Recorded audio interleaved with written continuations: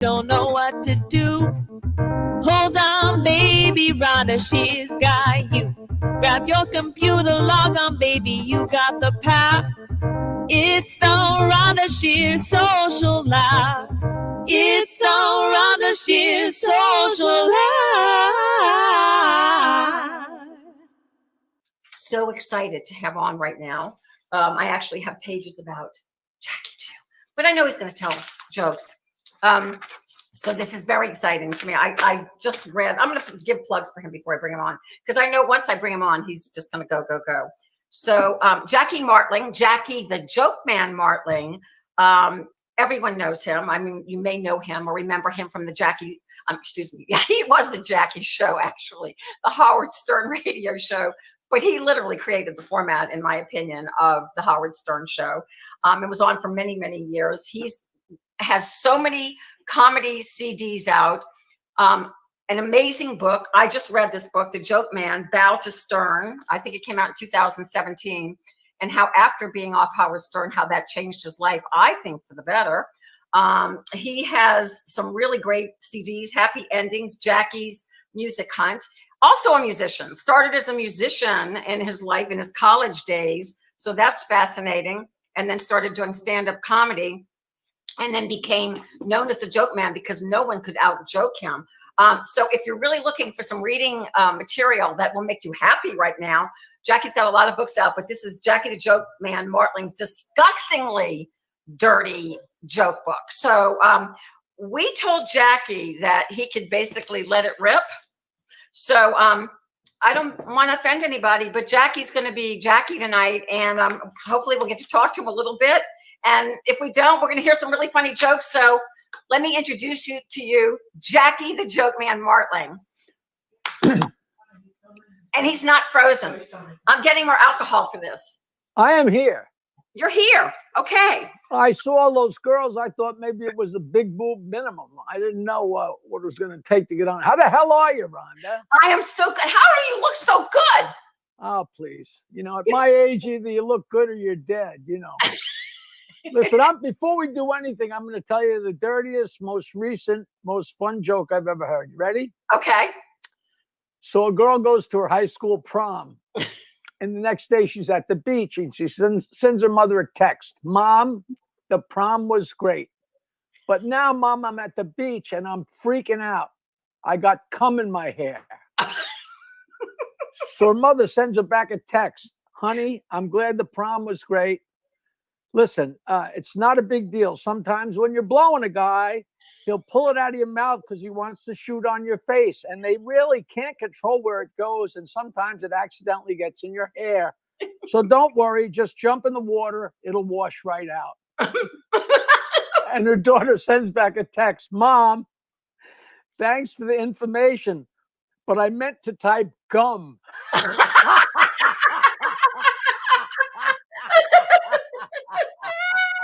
Oh my gosh, that's awesome.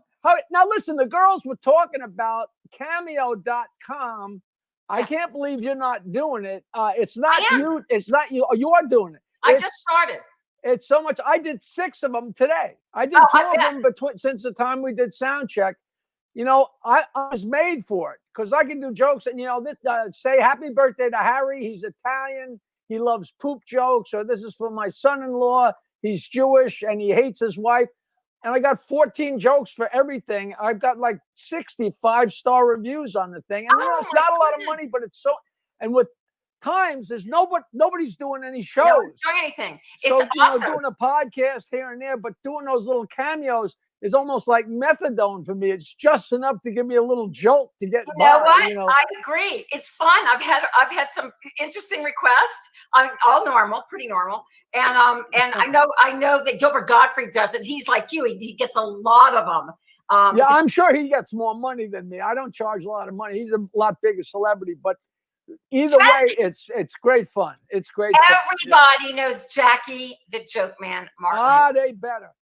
They better know you. Your life is amazing. Your book is. Did you really? I'm flattered that you read it. That's great. I did read it. I did read. I read most of it. Ah, that's no. Wait, no. because I wanted to talk to you and I wanted to get a lot in. You know what? People always say, Jackie, I read most of it. So if I catch them not knowing something, they'll say, oh, that must be a Oh part no, I didn't read. I don't even know my own book. Don't even ask me that. No, Like, I know. I know. No, but I thought your beginnings, I thought, I forget who, but in your family was related or could have been related to, it wasn't Andrew Jackson. Who was Teddy it? Roosevelt. Teddy Roosevelt. We're still trying to prove it. It's so funny. That's it's so wild. fun. The first chapter of the book is all about that. It's a long story, too long to go into, but I'm sure it's true. We just can't get anybody to sit still for some DNA. People say, oh, just go steal somebody's hair, but you can't do it like that. It's got to be something live, like saliva or something. Right. Listen, we gotta tell jokes, okay? So a girl goes into the drugstore and says to the pharmacist, I need to buy some cyanide to kill my husband. He's a lady, I can't tell you cyanide to kill your husband. You'll go to jail, I'll go to jail, you're crazy. So she reaches her purse and takes out a picture and hands it to the pharmacist. And it's a picture of her husband fucking the pharmacist's wife. And the pharmacist says, you didn't tell me you had a prescription. I love that. Hey, how do you get a fat girl in bed? I don't know how. Piece of cake. You look great, man. I was trying to talk my girlfriend into wearing the lingerie that you sent because my girlfriend is we're not talking age, but she still has a cheerleader's body. Not that it's doing me any good, but she's Barbara Klein is this beautiful girl, and that stuff fits her like a glove. I read about her. It's exciting. She said, I can't walk around. I said, please, you should be walking around the beach. We live on the beach. That's it.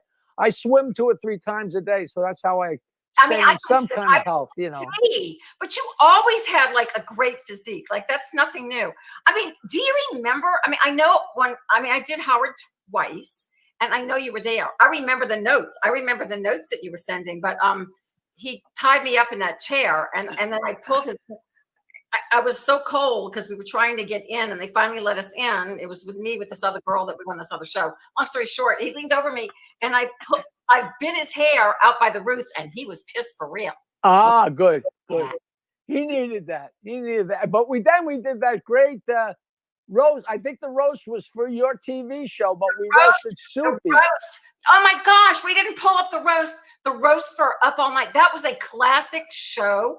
And that was Henny Youngman, God bless his soul. No, it was Soupy Sales. No, Soupy Sales, but Henny Youngman was there too. Oh, yeah. No, I thought, but the guy we roasted was Soupy. I'll tell you, Soupy, I got to tell you about Soupy. He was around forever. I know, because he actually did the comedy circuit for a while, believe it or not. Like, you know how you went from place to place and you saw the same 8x10s? Yeah. And one of them was Soupy Sales, and he'd bring Paul's piano player, but he got very old.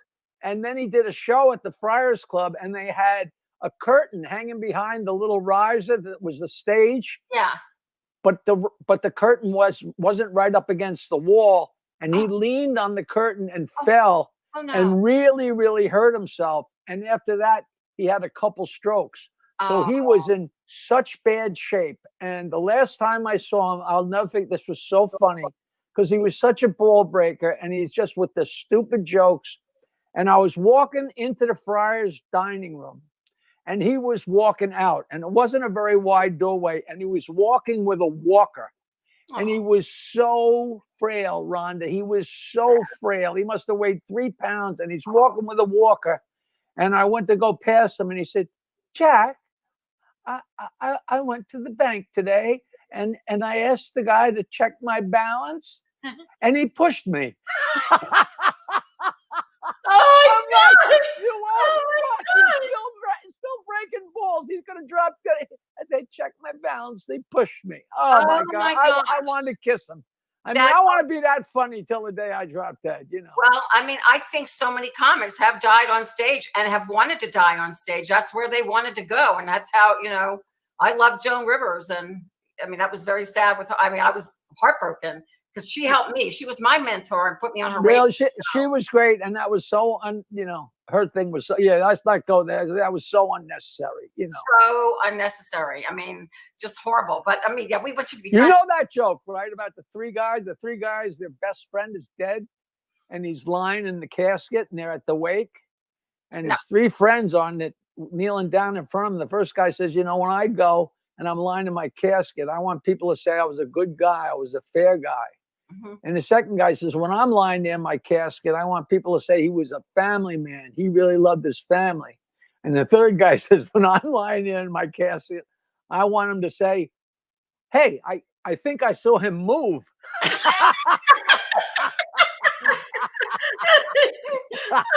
Oh, Hey, everybody needs I it. know about, are you on Twitter? I tweet jokes every day at Yes. 4:20 p.m. International Marijuana Time. I tweet jokes. I got 50,000 people. Same old stupid, dumb, fun, great one-liners for old people, young people. You know me. I don't care about nothing. I just do anything. But Jackie, this is the time people really need humor. They really. That's why I'm getting all these damn cameos. And the great thing about the Cameo, well, it's not so great for me. If you go to cameo.com/Jackie Martlin, it shows 4 or 6 or 8 of ones you've done already, so people can get an idea of what you do. You can go to that site and click on all my samples, and you can walk away with 20 jokes. You don't even need me if you just want to steal some jokes. I didn't know that they could do that. That's really not right. They should just let. No, I like that, because then people look at it and say, wow, he could be telling these to my best friend. He could be telling these to my father. Because there's nothing like having it be personalized, you know. Oh, no. You know, oh, no. Oh, Harry, congratulations. I just did one today. This is for my friend Charlie. He married and divorced the same woman twice. And I just said, hey, Charlie, this is Jackie the Joke Man. You are a fucking idiot. You know, like, what else are you going to say to somebody? You know, I had some guy who wanted me to give him a pep talk, and that his hockey team was going to score, and so was he. So of course, for me, that's fun and sassy. Oh, that's, you know, it's just so flirty. You girls, it's so beautiful on camera. Like, I didn't even want to come on. Now, one thing I didn't know, and Marie didn't tell me, I don't know if I was waiting to go on. I was just sitting here like a lox. I was, I was reading and fooling around. If I was on camera, I would have been paying attention and laughing along, No, we would have put you. Well, I mean, do you know who Jim Wynorski is? I mean, he is a legendary film producer. I feel so bad that we never could get him out of the frozen state tonight. So now, who is this? What's his name? Jim Wynorski. He was, a protege of Roger Corman, and like the classic B pictures. And no, I don't know. And even larger. I mean, he's done all those genres. I mean, he's been, producing and writing and directing since the late 70s and continuing on. All right, excuse me. Hey, Jim, put me in a fucking movie, you cocksucker. What are you waiting for? I was trying. I just did a movie, a pilot called Almost Made, where I drove it was like, it's a ridiculous pilot for a mob, goof. Right. And I'm the getaway driver, and I'm on my iPhone whacking off to my girlfriend when they come running out to the getaway car, and I'm supposed to be, getting them away from the crime scene, and I'm whacking off. I love it. So funny. So I shouldn't be giving it away. Jim should use both you and I, but you and I mean, you have done a lot of film. It's funny. I did one like 2 or 3 years ago, which I got 2 firsts for me. It was the first time I was ever in the trailer, and the first time I ever got beat up on camera. And I actually had the thing where you had the little ball with the blood in it. When they punched me, I squeezed the ball and there's blood everywhere. Oh, I love that. It's so much fun doing that. It's so much fun. And I always wanted a television career, and I wanted a sitcom. So all the years I was hosting Up All Night and meeting the Roger Cormans and the Jim Wynorskis, I didn't even go up to them and go, you need to put me in your film. Let me read for you, because I was so focused in the other direction. Meanwhile, I'm on the Howard Stern show. There's not a soul in the country that doesn't know him, but they also knew all of us. Everybody in the country knew who I was, but I was working 5 days a week on the radio and headlining on weekends. There was no such thing as meeting producers and meeting TV people. Well, and you think they're just going to call you, but they don't just call. They call Howard. They don't call me. You know what I mean? They don't. So, but I read in your book, how you couldn't sleep, because you're like me. You're a night owl. And so, you have to you know what? Yeah, it's like you're a night owl your entire life. And then one day they say, all right, tomorrow you're getting up at 4:30 in the morning. And it's like, whoa! And you never get used to it.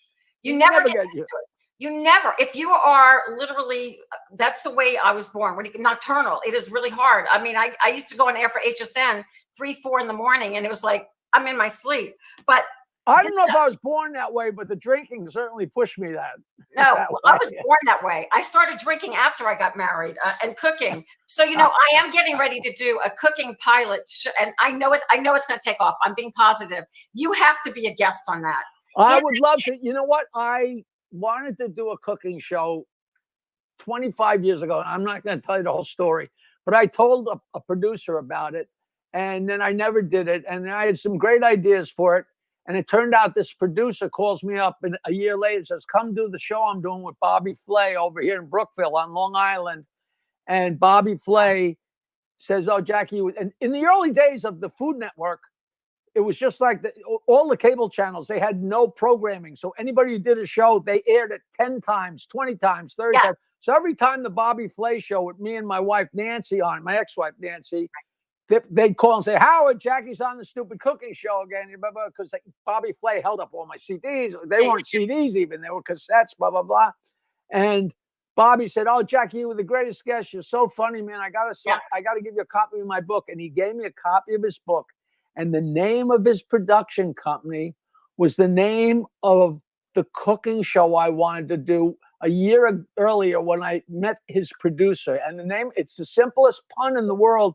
So he could have thought of it at the same time, but my friends say, no, it's no coincidence. Yeah. And the name of my cooking show is going to be Boy Meets Grill.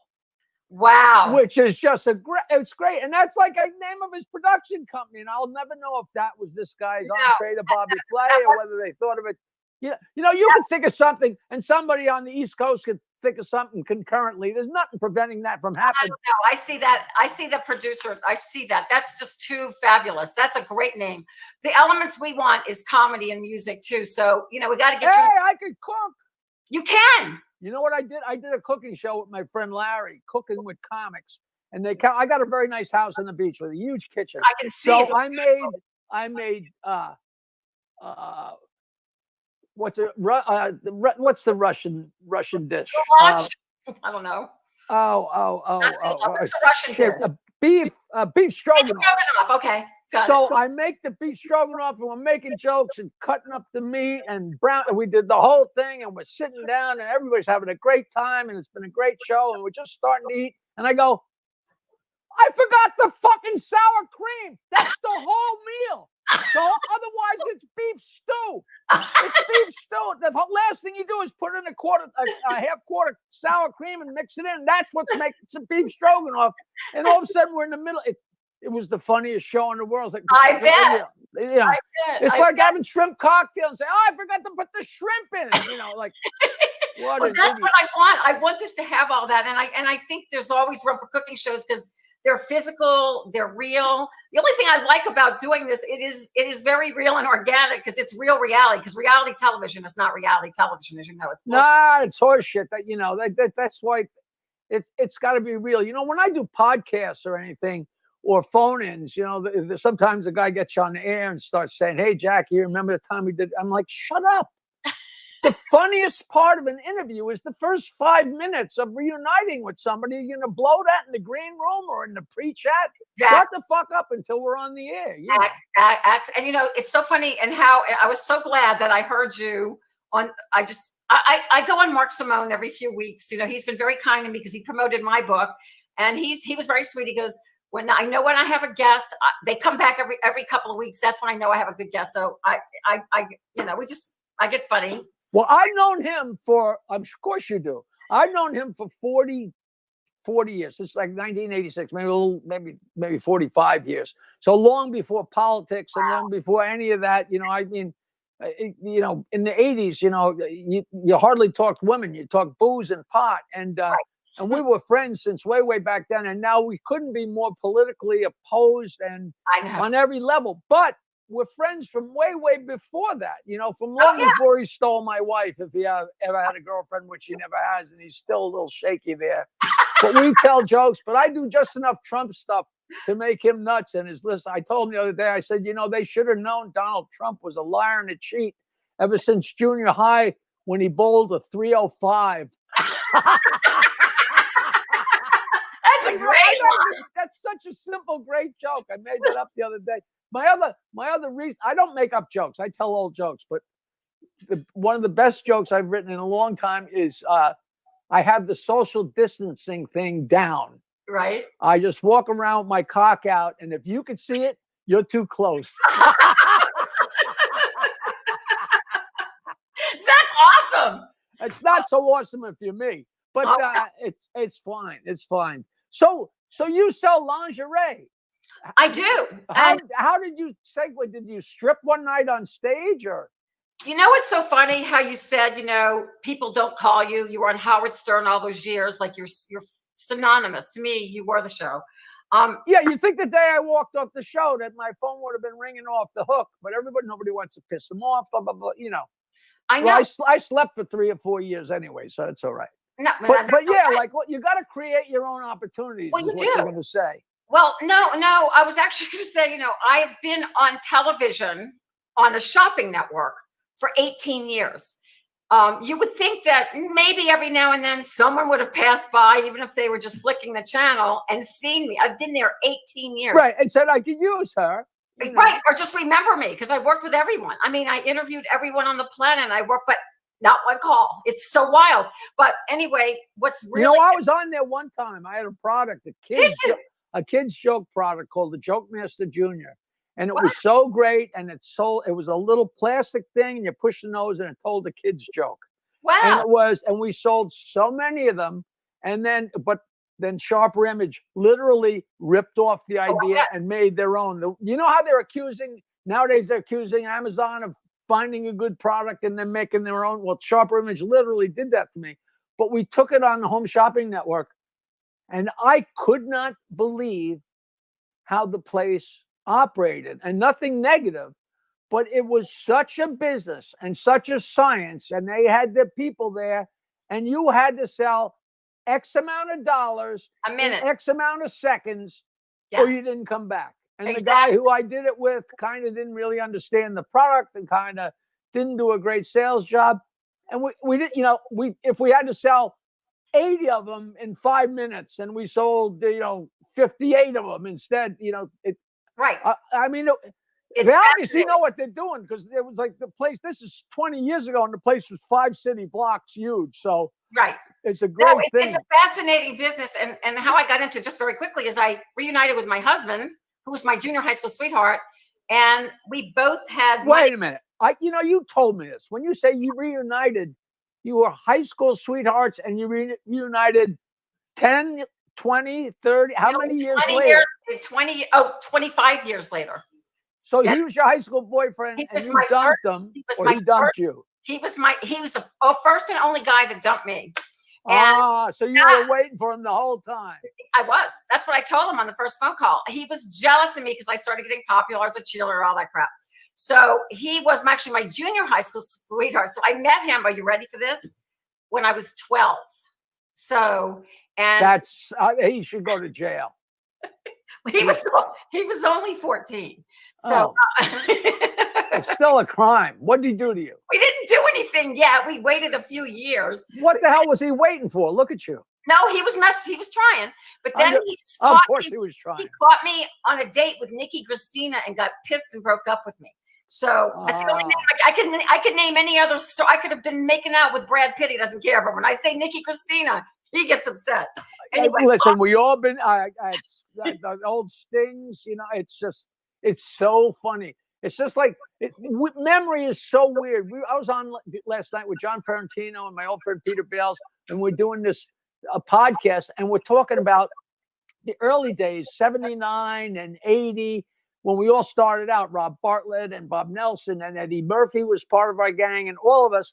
And we're telling stories from 1980 like it happened yesterday. Right. And I'm telling you, I don't have any idea what happened since then. I don't remember the last 40 years. You remember high school, you remember your boyfriends, and then you say, and then I guess the 70s came. I'm not really sure what happened in the 70s. It's so strange. It is strange, because even when I look back on my Up All Night programs, I go, I don't remember doing that. I mean, I did 430. I remember some, but I don't remember any. But anyway, long story short, my husband and I got married. We were looking for something to do because he lost his job. Up all night was. Yeah, I guess after you get married, you got to look for something to do. We got married. You're gonna love this in 15 days. And do you know why? You'll love this because He got pregnant. No, I didn't. Yeah, we tried. My eggs were on walkers. It wasn't happening. But okay. I had dated all these Hollywood guys, right? So I was so used to like fighting guys for the mirror, to get out of the way. So he takes me on a date to his house in Lafayette, Louisiana, and he's chopping wood and he cooked the meal and he caught the fish. He built the house. And I was like, damn. He's a man. I got myself a man. 15 days later, we were married. And then we went, we really don't have a lot of money. And we started this business. And literally, I'm not just a guest on the show. It's our product. We manufacture it. We produce it. That is a very nice story. And I'm going to go ahead and assume this is a very nice guy. He's got his moments. Well, please. Still the asshole. Now, where'd you grow up? I don't even know where you grew up. Where'd you grow up? New Orleans. Oh. No, he's a good guy. He's a good heart. He's a good guy. He doesn't let me walk on him like everybody else, and that pisses me off. But anyway, we make beautiful products. I'm glad that your lady got some. But more importantly, life has been a journey, and much like you kind of go through different doors, and just like, your negotiation situation, I had something kind of similar happen to me. And then that changes your whole path. It just changes your whole life. I never knew I'd be selling bras and panties. I never dreamed. I never sold a thing in my life, but I love. I never thought I'd be doing a podcast talking to somebody who sells bras and panties. You know what's so funny though? In 1979, I put out my first album that was literally an LP, a wax album. Wow, cool. And I sent them everywhere. And one of the few places that took it to sell it was this little tiny soft, it wasn't even porn, like a weird gadget company in North Carolina called Adam and Eve. Oh. And I was in their catalog. It was so long ago that they sold my album and 8 tracks of it. Wow. 8-track cartridges. Wow. And now Adam and Eve is like, he's like 4 city blocks in Los Angeles, right? Absolutely. Unless they went under, the place was, it went crazy. And meanwhile, I still have the ad with my little album with, Jackie's. Well, that's a great place. They have not AVMs, the AVM Awards, and the convention that's attached to it, which is all sexy lingerie. I do more practical everyday lingerie, but that's sexy stuff. And they have the toys.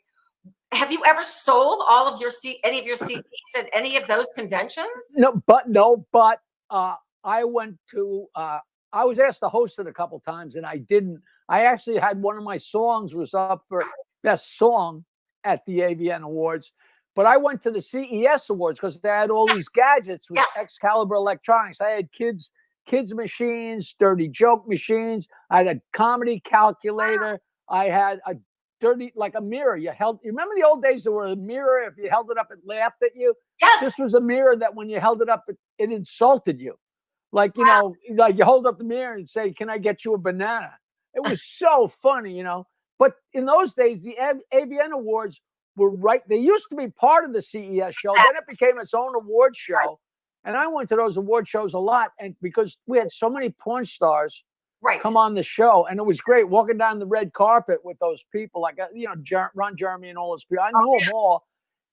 I couldn't believe the fans were like 8 deep and they knew me, but they knew every porn star by their name, by their films. And the award show was like 4 hours long and you're sitting there and the girls are coming out and said, I want to thank my mother and Jesus Christ for this triple-double entry into my anus award. And I'm like, what kind of fucking planet are we living on, It was so much fun though. But they were great. And they all bought my CDs and stuff, but I never, believe it or not, my CDs weren't quite dirty enough to be part of that actual convention. Like I call it the dirty bookstores, but that's now it's mainstream. Like these companies, but your book should be marketed to those companies that have online. I sold so many of those. That Disgustingly Dirty Joke book, I sold 50 or 60,000 hardcover and 56,000.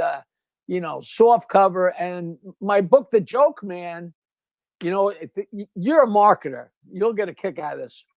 If you sell a book or if you buy a book, say if you went to buy my book online, okay, you go to Amazon, Jack the Joke Man, About a Stern, and underneath it'll say people who bought this book also liked, and they'll show 3 or 4 other books. Right. Howard put out a book a year or 2 ago. He, of course, never told his audience that I put out a book. They had no way of knowing unless they knew me or followed me, because we didn't do a lot of advertising. So he certainly didn't talk about it. But when he put out a book, people buying it on Amazon, all of a sudden I got this incredible bump in sales. And I had no idea. What happened was people were buying his book, and right underneath it said, people who bought this also might have bought this. And they already got the mouse out. They got the credit card out. With one more click, they got Bow to Stern. So all of a sudden, a shitload of people bought them that might not have bought them otherwise. I get so many emails. I bought your book. I expected it to be a goof. I can't believe how interesting it was. And, in left-handed things like, who knew you could write, This needs to be a movie. I'll say it to Jim Wynorski again. He could do this. They did a documentary on me. They did because I didn't send you I got to send you the trailer. It's done. But there's I don't want to show the drive-in. I want to go to film festivals so you can do there's nothing like doing Q&A afterwards. It's like this, and only instead of just talking to you, I'm talking to 100 fans, We have a great film festival, the Tampa Film Festival. I'm talking to my producer that's on the other side of the room. We have some and that's the way. That is the way, is the film festivals and these podcasts and these webcasts. In the beginning, I was like when I was going on myself, I was like, really? But they do add up. They add up, and they're shown over and over. And it is the new way to communicate. And I would love to be in touch with that guy. Listen, I'll tell your audience. I tell everybody my email because I have somebody that answers all my email. That's me. My email is jokeland@aol.com. JOKELAND@aol.com. I answer every question. I answer every email. So many people write and say, yeah, let's see if you answer your own email. And I write back, yeah, well, tell me whether or not I did, like saying stuff. That's how I found you. And how I found you is because Mark Simone said it at the end of the show, because I did try to reach you through Facebook, and a lot of people don't read their messengers. Or I recently discovered the messenger thing because I've never there's too many different things. But they have a thing called You're Oyster from Oyster Bay, and it's my local town, and it just was time to start sharing some memorabilia. One by one, your friends are dying, and we put so much fun stuff on there. But it's just all local stuff. But then you wind up seeing some of the messages, and you realize how many you missed. I see a message from. There's probably a message from you there. Yes. From long ago, so I apologize. No, I have a few. And you know what? This is how you connect with people now. So before we wrap up, you got to do a few jokes. Just a few jokes. So a cab driver picks up a nun. And he looks in the rearview mirror and says, sister, I always fantasize about being with a nun. She says, yeah, you and everybody else. Are you Catholic? He says, yes, I am. She says, pull over. He pulls over. She gets in the front seat and gives him the best blowjob he's ever had. And she gets stunned. He feels a little guilty. He says, sister, I got to tell you something. I'm not really Catholic. And she says, yeah, well, my name's Ralph. I'm going to a costume party. Here's a better one. So a girl goes to the gynecologist, says, Doc, I'm freaking out. I keep finding postage stamps from Costa Rica in my vagina. And examines her. He says, lady, those aren't postage stamps. Those are the stickers from bananas. Oh, so here's the worst one. I'll tell you one more. Here's the worst one. The guy goes on a sperm bank with a gun and a bag over his head. And the receptionist says, no, that's not a regular bank. It's a sperm bag. He says, I know what it is. Open the refrigerator. And she opens the refrigerator and says, take out one of those bottles. And she takes out a bottle and says, take off the cap.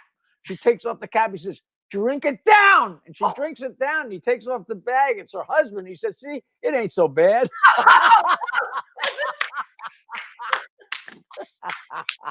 Jackie, I love you. Will you come back on every now and then? Because we need. Oh, come on. Every time. Listen, please tell your listeners, please get a cameo.com from me. You'll be so glad. Cameo.com/ Jackie Martlin. Go to the website and see some jokes. And thank you for reading my book, Rhonda. It was a pleasure to be on here. Thanks to Marie. She was so sweet. Awesome. And tell the other girls with the luscious boobs and the film directors and the guy with the film festival. I'd love to put them in contact with my my producer, because everybody loves this documentary. But I don't want to just show it at drive-ins. I want to do it at film festivals. No. But I guess they're doing Q&A now on film festivals, so I'm all about it. And I got a very good friend who lives in Tampa, a beautiful blonde actress. I'm going to ask her if she knows you. Okay, who? Diana, do you know Diana Durango? Do you know her? Jean? Diana Durango. No. Diana Durango, she's beautiful. She's great. I've been in a few movies with her. We'll talk. I'll email you. All right. I love you so much. I thank you so much for coming on tonight. And I had a great time, as I knew I would. It's a pleasure seeing you again, of course. Thank you. You tell your lady hello. What's her name again? I know. Barbara Klein. Barbara Klein. Nice. Yes. And we're from Long Island, so I always introduce her as Barbara Klein, not a Jew, because she's German. Oh, I love it. It's just so stupid. It's just my way of being stupid. On and model for you. I will try and get that accomplished for sure. I'll tell you the best marriage joke I ever heard. Okay. The wife says, "Get out! Get out! Get the fuck out!" As her husband's walking out the door, she says, "I hope you die a slow, painful death." He says, "So now you want me to stay?" I love you. I'll see you next time. I love you too. Thank you. That was perfect. Thank you, Jackie. Thank you, sweetie. Oh my gosh. I did promise you a lot of laughs this evening. That is going to be a great podcast. Thank you all so much for joining in. We ran a little long, but that's okay. We can do that. There's no time limit. Absolutely. Go out and get all of Jackie the Joke Man Martlin's books, CDs, get them on Amazon. You can write him at jokeman@aol.com. As he said, he does answer, and get his Cameo. And it's really easy, and you can do it for me too. It's cameo.com/Jackie Martlin or cameo.com/Rhonda Shear. In the meantime, hair. Hi, I'm Rhonda Shear, and you may remember me from USA Up All Night, or perhaps you've seen me on HSN selling my own line of Rhonda Shear Intimates, or maybe you're watching my new show, RhondaShearSocialHour.com. Well, if you want to watch those and a lot more, you need to subscribe to my YouTube channel. It's Rhonda Shear TV at YouTube. All of you have been looking for Up All Night clips. Well, they're all there, hundreds of them, with your favorite stars and celebrities and fun TV commercials and all kinds of random clips. Things that'll make you laugh, things that'll make you cry, things that'll make you go, whoo! Anyway, join me at Rhonda Shear TV at YouTube. The address is right there. See you there.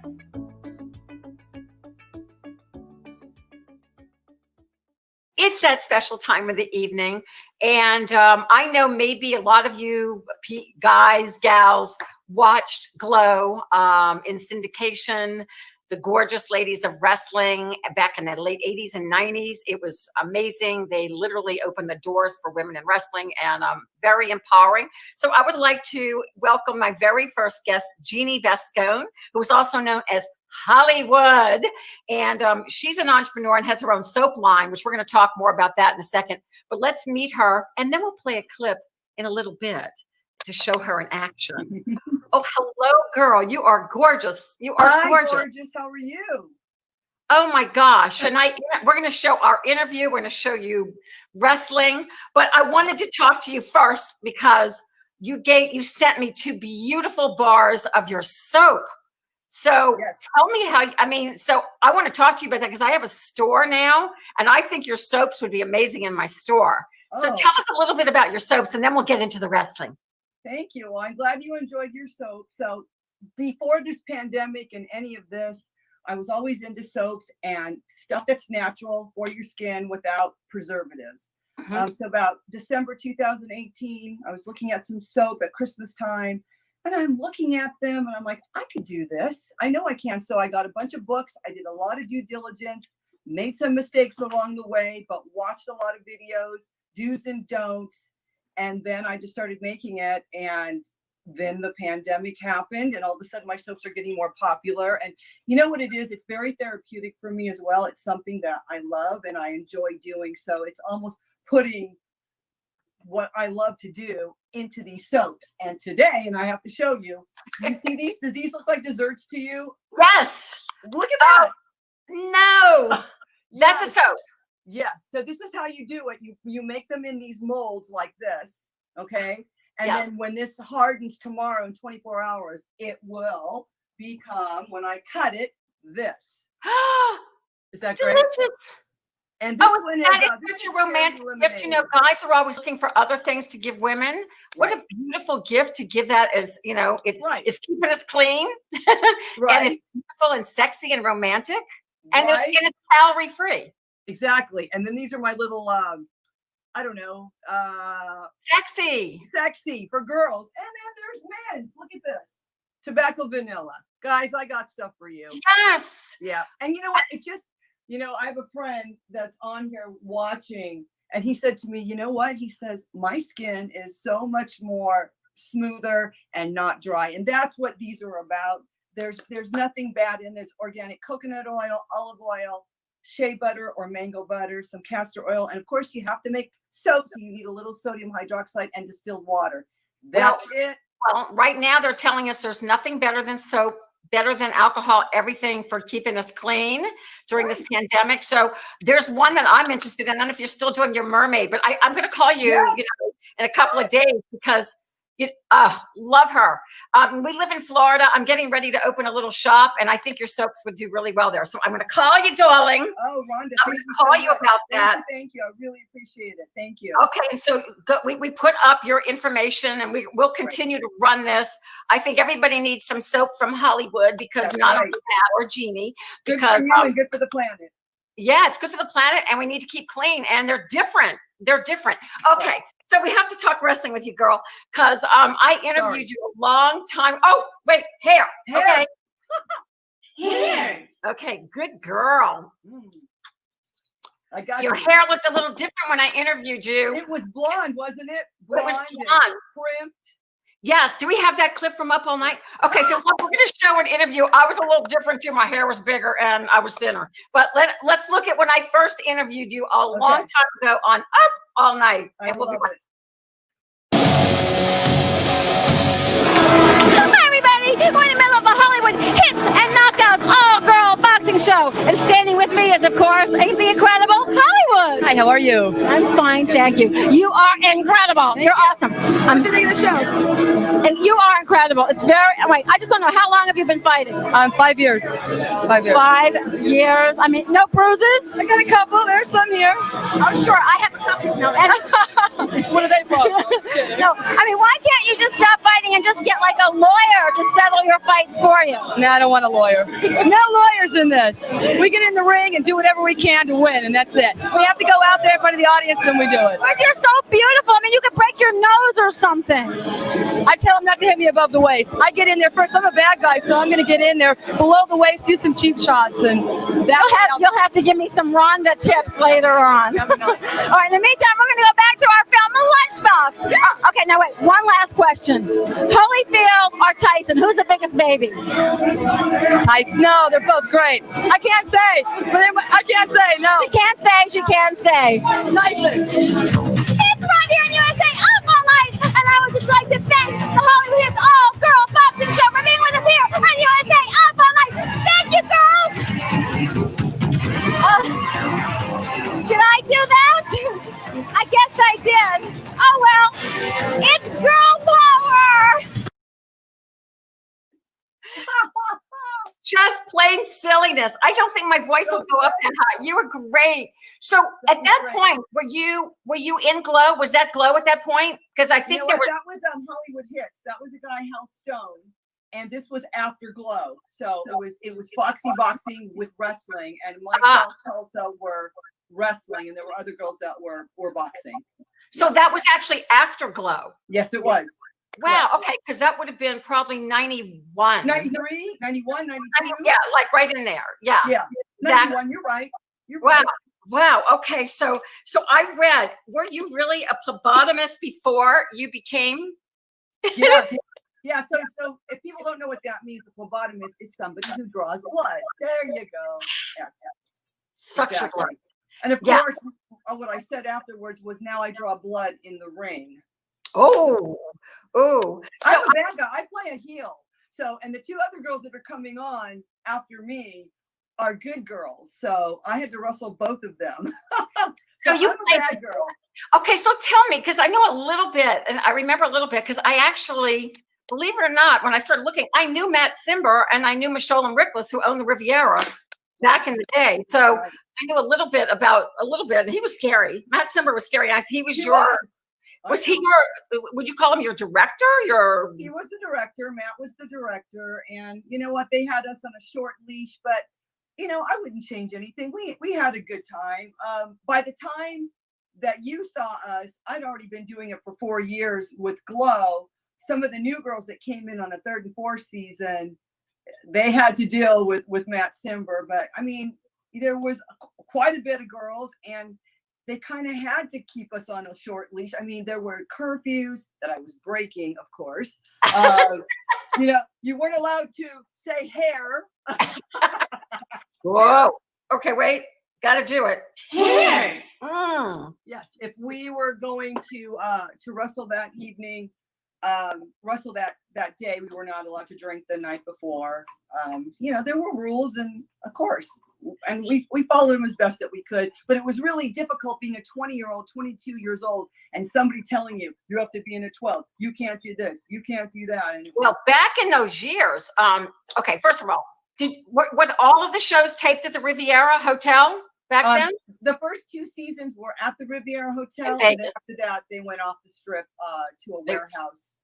So they were in, for you guys who don't, Riviera has now been torn down, but it was a fabulous hotel where I did even stand-up comedy that they're at the Improv.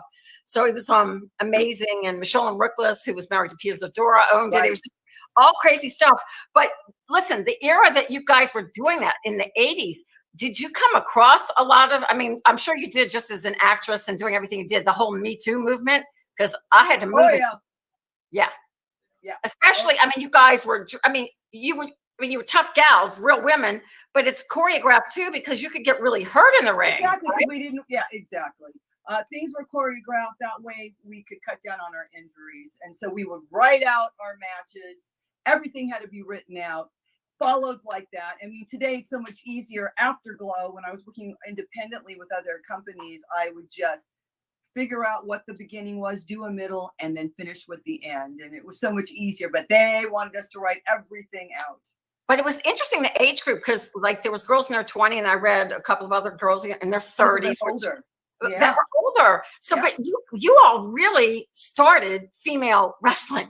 Absolutely. I mean, there were already independent girls, but they weren't on television. Right. And WWE or WF at the time didn't have all women. They had a few, you know. Very few. Exactly. Because USA Network actually aired WWF, and I actually participated in a few of their shows, not as a wrestler, but it was me. Right. And there was like 1 or 2. That was it. That's it. That you could. So, I mean, you guys opened the door for them, and we sure did. And you know, again, that was very empowering. And you know, but people back then, you know, we didn't have internet, these telephones, any of the computers. So, you know, people. I think that we were definitely ahead of our time. We were doing things that Vince is doing today, 30 years later. Oh, absolutely. And you guys, I'm getting so many comments like, you are so sexy. Hollywood looks amazing from Guy. I know you guys, you've kept your fans, haven't you? Yes, absolutely. And we got more. You know, let me explain. When Glow ended, I didn't stop. I still continued to wrestle. I worked for independent companies. I started my own company. I was already doing small conventions and signings. That never stopped for me. A lot of ladies, because they were injured or because they got married or they had children. Right. But I continued it, and I still do it today. And that's just something that I still did it. And then Glow Netflix came about. Oh, I forgot to tell you, I'm looking up at my poster over here. We did a bio. It was a documentary, Glow, the story of the gorgeous ladies of wrestling. That had come out in 2012. And once that got going, that's when Gingy Cohen from Glow Netflix saw that documentary and decided, hey, let's do a show about glow. See, they should feature all of you guys. I mean, especially the ones who are still, you know, active, and still, you should all have parts on there. That would be like so awesome. See, if I was a producer, you would be on the show. Yeah. I mean, you look fat. Oh, so I had read that you had started a wrestling company. Are you still involved Yeah, with I that? still do. Yeah, it's Hollywood Productions. So Hollywood, and I spell that WOULD. I know Hollywood is spelled different ways here, but yeah, and I still do it. I will. So I mean, if I called you and I said, Yes. I need a girl to come wrestle, or you could book. Absolutely. an I do event. custom videos all the time. People will email me and say, Hollywood, I would like you and somebody else, and they'll list all the moves that they want to do. I go over to make sure it's something that we will do. Right. Nothing pornographic. Right. Will do. Well, you never know. I mean, for the money. I'm just kidding. I'm teasing. I ain't seen your porn. I'm here. I'm teasing. But you know what? And then I charge them a certain fee, and then we produce it, and then they get their copy, and then I sell it. I've been doing that from day one. That's exciting. Yeah. I want to talk about, you know, I want to find out, we want to make sure that everybody knows where to get everything, like all your, you know, your pictures. Yes. But we have coming up too, another friend of yours, Jody Hasselbarth, who plays Tulsa. Yes. And I think we have a little clip of you two going at it. So we're going to play that. And then we're going to bring Jody in and find out what she's doing today. So let's watch. Well, Hollywood is back in full ring. Beating on people is my thing. Another year of having fun and making my opponents run. Yeah.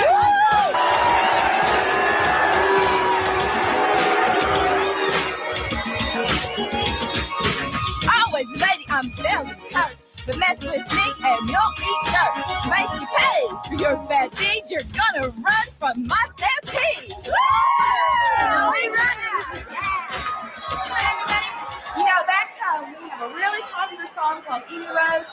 Well, look at her sitting up there like the tramp she is. You have to have a song. See, they know, Holly. They know that you are queen of the back alley.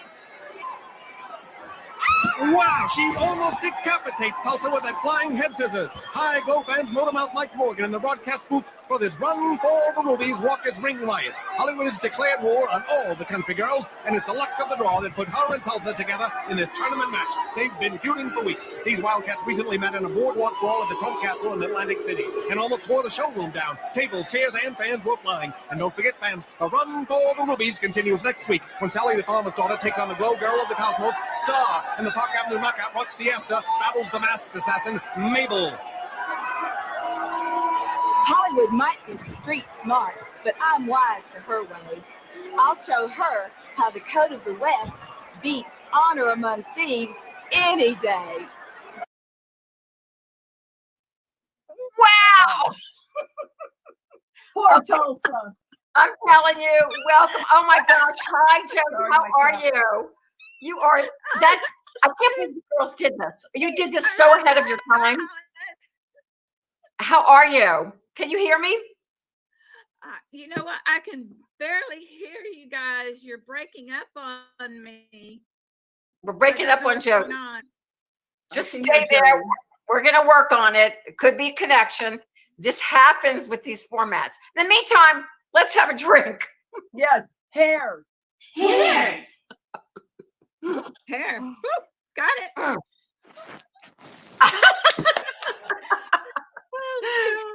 Okay. So I forgot to tell you that I got to ride a horse in. I told everybody that my horse was not only prettier and smarter than Hollywood, he was smelling better than she was. So we get all these little jabs in. That's why she created soap. Because there you go. But wait a minute, Rhonda. So you were the bad girl, Jeannie. Holly, you were Hollywood was bad, right? But Tulsa, you were like the nice, sweet girl. You were the good girl. You played the good girl, the all-American girl. I'm so good. I'm boring. I am the most boring Glow girl. That is not don't like true. To party.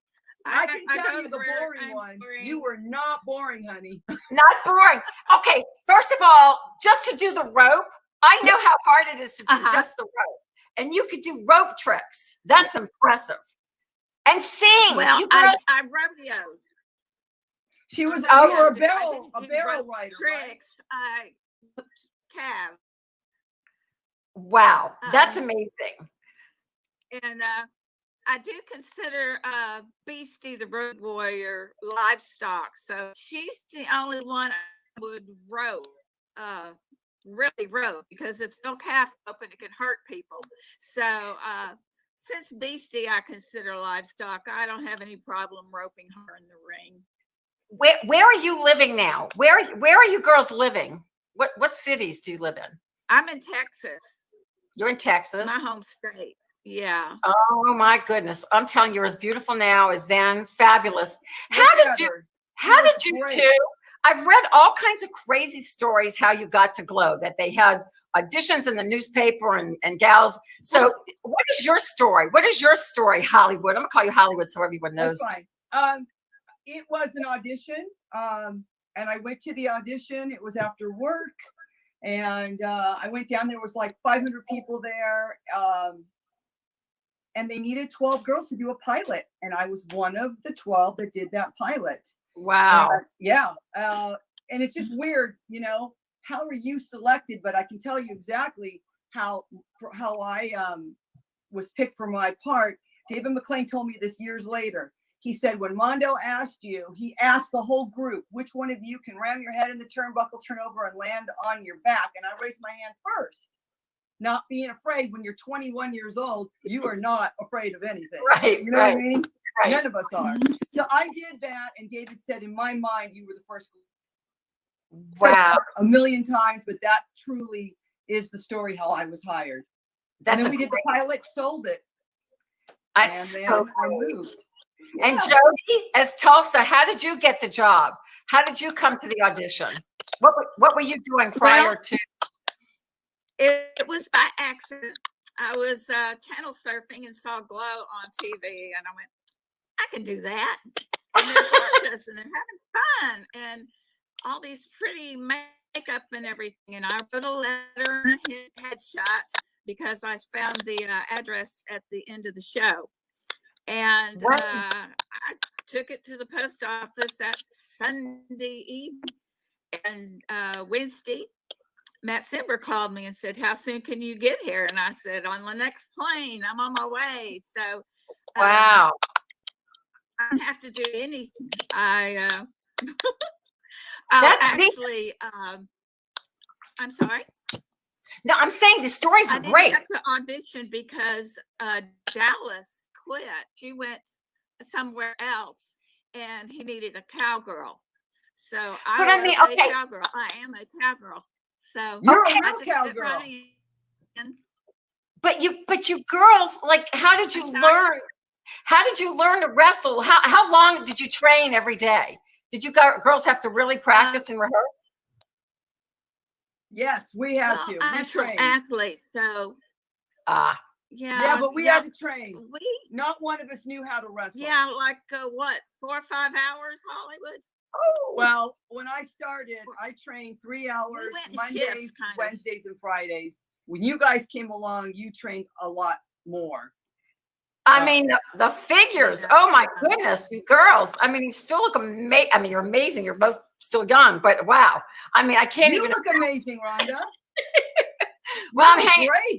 I'm hanging in there. I'm in the bra business now, but I love this. I love I've been doing this show, and we're really catching steam, and we're getting some heat too. And thank you all for being on, because this just adds to the glamour. I mean, people have been really excited about this show because, I mean, Netflix copied you guys. All right, I'm gonna add in Thunderbolt now, Dana Howard, and you all can talk about her. Hey, Dana. Hi. Hi, Sorry, my pretty phone's beeping. girl. Hi, how are you? Good, baby. Oh my gosh, you Good. girls are so beautiful and young. You could be doing There the same she thing is. right now. Yeah, you could be doing the same thing. So you were Thunderbolt. As Thunderbolt, you were also the good girl? I was. Okay. Right. I guess if you want to say that, right? Okay, we're going to look at a clip right now. Let's see you in action as Thunderbolt. I think you might have a little action with both of these girls. Oh, I'm sure. Hear the roar, feel the whack. It's Thunderbolts on the attack. In comic books, I'm number one. So all bad guys had better run. Bad guys, I caught a cold. Thunderbolt beats on Hollywood, taking you over in a big monkey toss. Hollywood had no tickets for that flight, and the comic star pulls her up for more. Into the ropes. Ooh, a big dropkick sends the streak down reeling. These superheroes are really at home in the air. I understand a Blink once stopped and asked them for directions. She sends a boat to the ropes. Whoa, Hollywood able to roll out of the way of that dropkick, and Thunderbolt landed with a thud. The sweet girl wastes no time in taking over. She pulls her up and slams it to the mat face brace, hoping to keep her opponent out of the air and take the air out of her. Ouch! I'm telling you, I was an acrobatic dancer, and I'm telling you, I can't even imagine doing what you guys did, even though I know some of it, was choreographed, but it's still, you can make choreography, you can mess up, and someone can really accidentally hurt you. Those kicks had to hurt. I mean, those kicks, sometimes you miss. And right? Right, totally. Yeah. So Tulsa knows that. Oh my God. I dragged you all around the ring, Tulsa. I'm so sorry.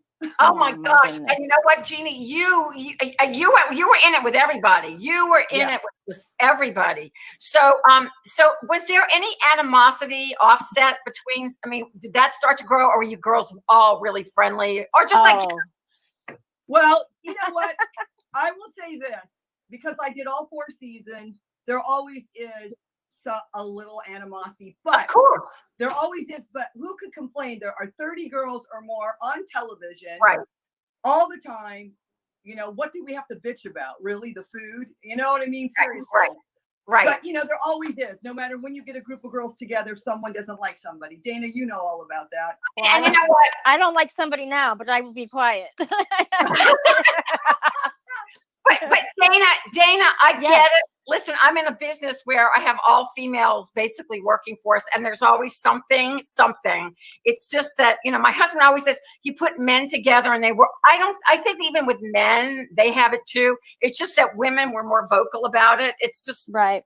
Yeah. But, it's not to me, the men, I mean, the female, I get that, who's getting more airtime, who's getting this, but just the fact that you guys had to deal with men after the show who probably thought, ooh, Thunderbolt, or ooh, Tulsa, you are, come up to my room. I mean, you guys were baby cat. I know, sorry.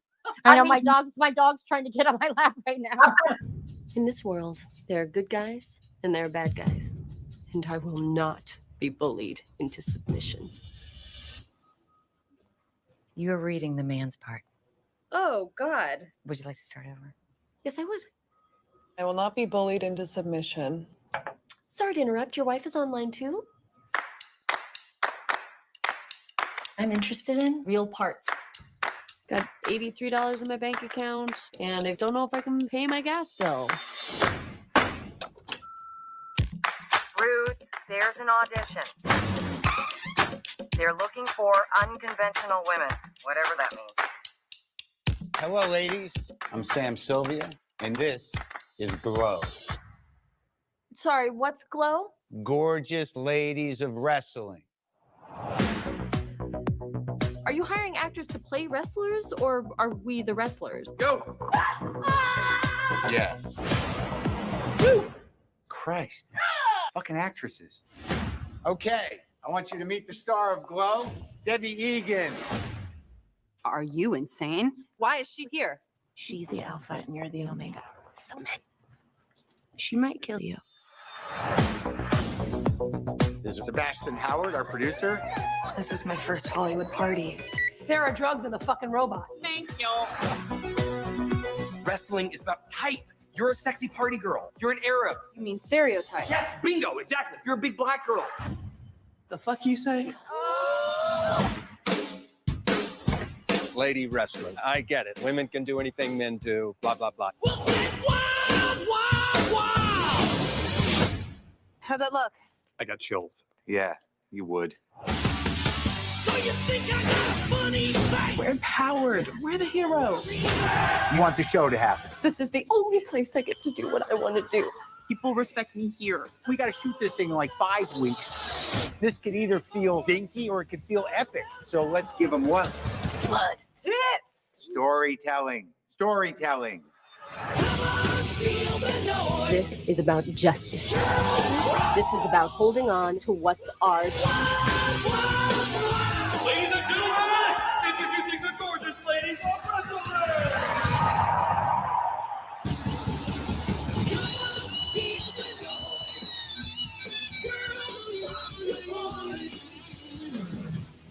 So I want to thank, well, you know what? I have one more special little ditty for you before we say goodbye.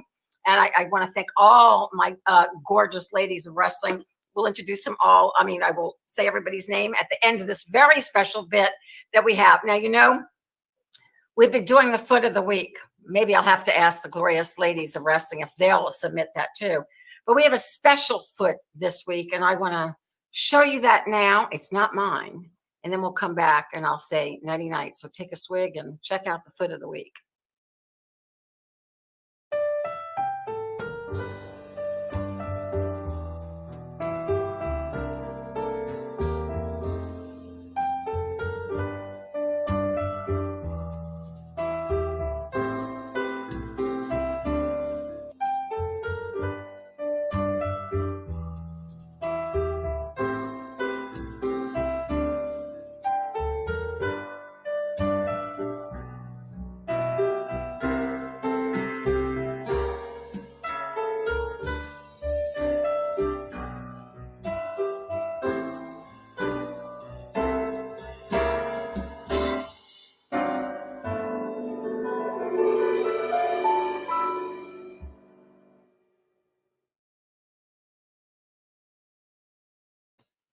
Wrestling and foot smushing. Where else can you find that but on RhondaShearSocialHour.com? We are the best show right now that's broadcasting out of their home.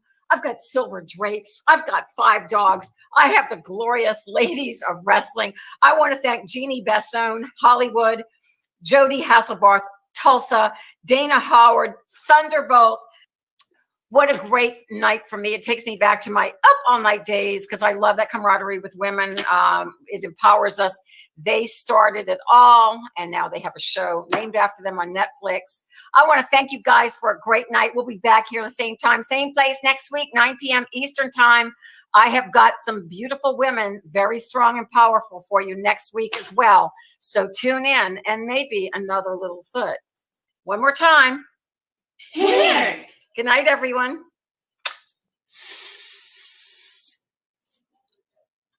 Stuck at home and you don't know what to do. Hold on, baby, Rhonda Shear's got you. Grab your computer, log on, baby, you got the power. It's the Rhonda Shear Social